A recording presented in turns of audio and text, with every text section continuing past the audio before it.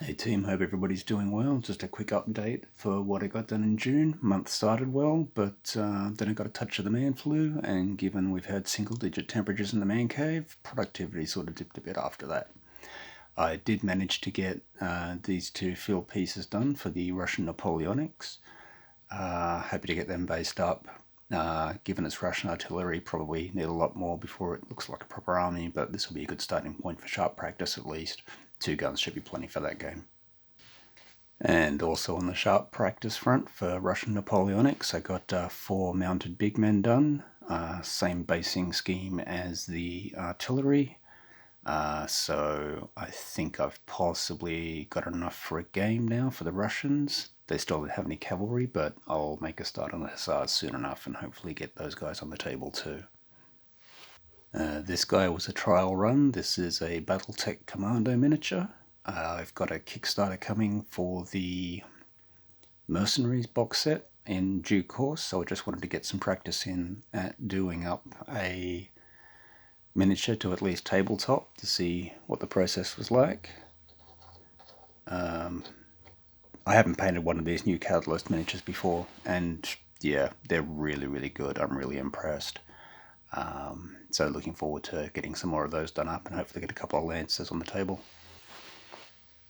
These are Dwarven Stone Ancestor miniatures, I think, or something similar. They're from Mom Miniatures in Spain.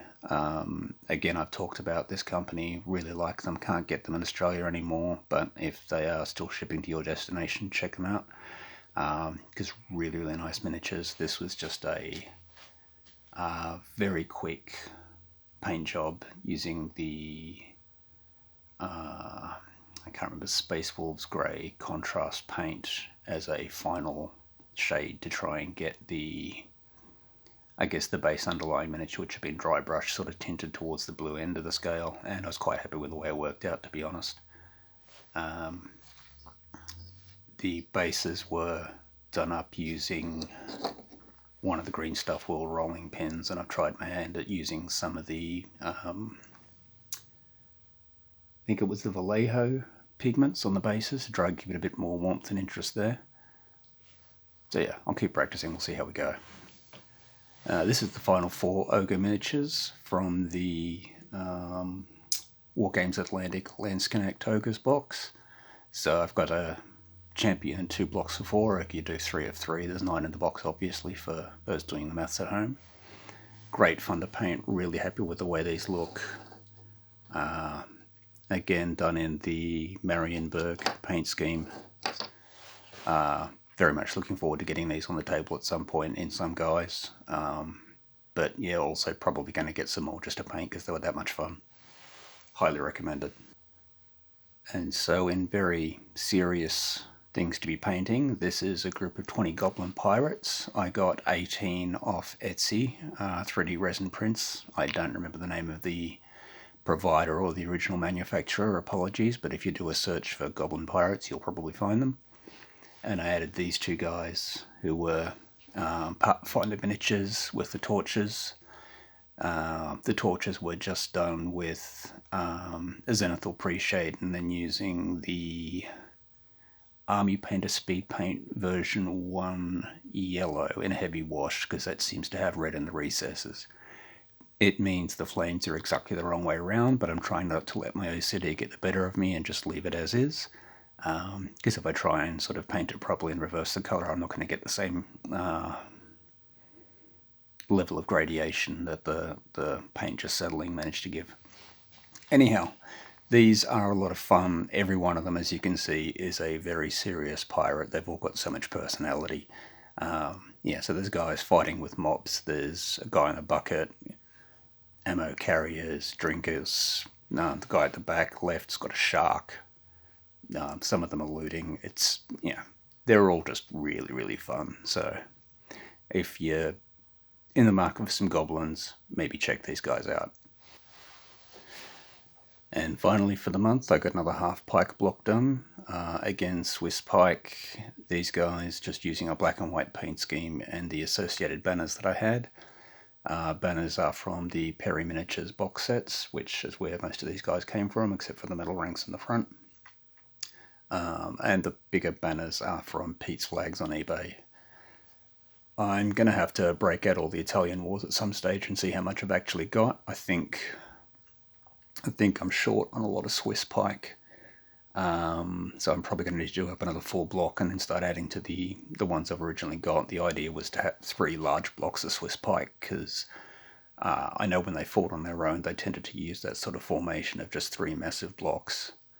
So I'd like to at least have that to fall back on for pre-Italian wars, I guess, or I'm looking at the early Italian wars, so I don't know if that formation was used then, but that's basically the minimum I want to have there. And then all the Landsknechts and artillery and things, and I've really got to start having a look at cavalry. War Games Atlantic were going to do a set of Conquistador cavalry, but they've recently announced that basically there's too many parts, so what they want to do is, rather than have to cut parts, they're doing 2 versions of the kit, one for Conquistador cavalry and one for Renaissance cavalry. So that's obviously music to my ears, so I'm going to be leaning fairly hard into the Renaissance cavalry sets, and I'll use them to get things up to tabletop at least. I still might treat myself to some Steel Fist gendarmes or something at some stage, or some of the old Foundry ones, because they look amazing. Anyhow, I'm rambling now, so I will leave this and we'll just cut over to the work in progress stuff. So first up is the in progress Carthaginians. I appreciate there's a lot of excitement about the epic scale stuff, but I'm still pressing ahead at 28mm for the time being. I'll probably start leaning into the epic stuff at some stage, let's be real. So what you see before you is 1 box of the Carthaginian infantry. So the front 24 with the chainmail are the veterans. Then there are 24 Libyan spearmen, and then I think there were 14 perhaps of these skirmishers. So trying some different things on the skin tones and a few more unusual or painting techniques I'm less familiar with, so we'll see how all these guys go. It's been a slow process, but that's alright, I'm not in a rush with these.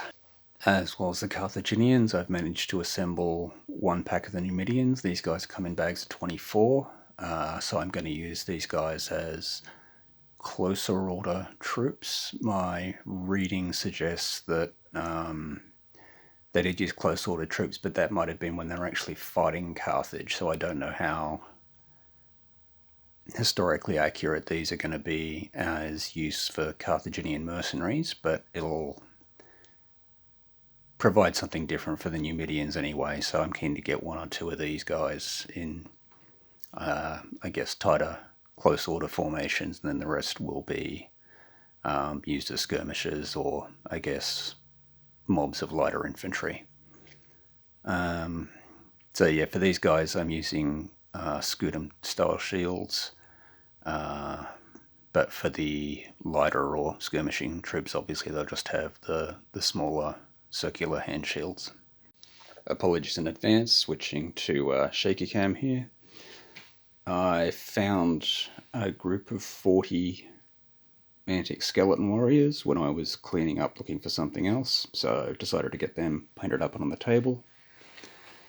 Just a black and white paint scheme with these guys. They're pretty much at the basing stage, and I'll give them a final dry brush after they've had a coat of varnish on so as not to upset anything below that. Also working on a Carthaginian war elephant. Got some decals from Victrix, obviously it's a Victrix elephant, so looking forward to getting that done up. And then in the background, that's the Russian cavalry I need to make a start on. I think that's all I've been working on. Actually, got these 2 guys assembled. This is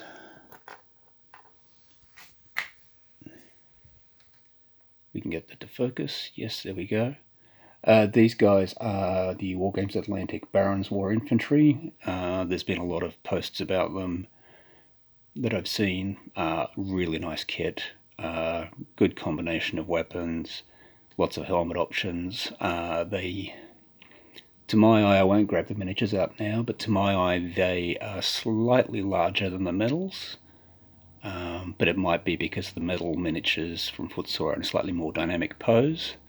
But it's certainly nothing that's going to prevent you putting them in the same unit, let alone on, using the medals for characters leading troops of the plastics. But yeah, mixing and matching you should be fine is what I'm trying to say. I'm doing a very bad job of it. So feel free to go nuts with the plastic range if you've already got a stock of the medals. You'll be fine. And just finally, Double Phase Dave went a bit nuts with an order to Victrix for a whole bunch of 12mm plastics for O group. So we've got the starter packs here for the Brits, the Germans, and the US. Haven't really had a look at the rules, so we're going to have to, well, at least I'm going to have to get on top of them. What we're thinking of doing is just using these square 25mm bases and just putting 3, perhaps 4 miniatures in loose order on those, and treating that as a team, I think. So 2 of them for a section. I might have to reread the rules to work out what we agreed on. Excuse me. But we're going for the square bases so that they'll rank up, and then I think wound markers will go for just a small die tray at the back that sort of is a trapezoid or something, just to sit along the back of that. But we'll get to all that in due course. So this might be a long-term project for the year. We'll see how we go. Alright, I hope everybody's doing well. Thanks for watching. Take care of yourselves, and good luck hobbying.